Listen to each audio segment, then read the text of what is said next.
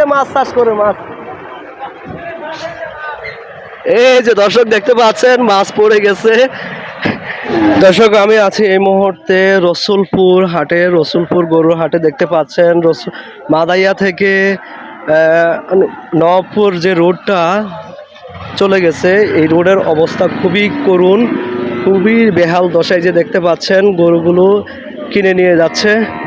এই যে ভাই গরুটা কত নিছে বড় ভাই?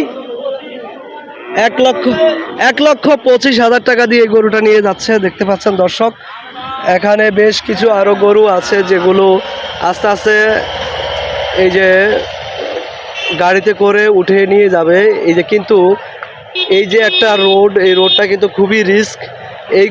এই রোডে দিয়ে প্রচুর পরিমাণ মালবাহী গাড়ি চলাচল করে, কিন্তু এই রোডের অবস্থা দেখে আসলে খুবই খারাপ লাগলো।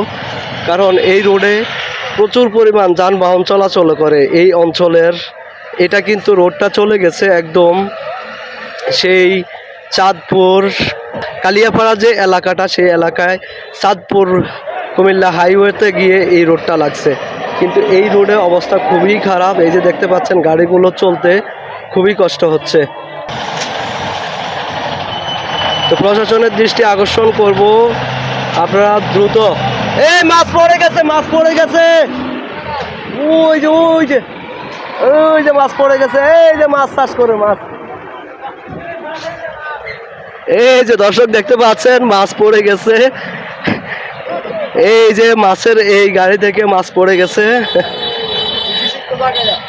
এই যে একটা মাছ পড়ে গেছে, দেখতে পাচ্ছেন দর্শক। এই যে রাস্তার যে করুণ দশা, এই করুণ দশার কারণে মাছ পড়ে যাচ্ছে।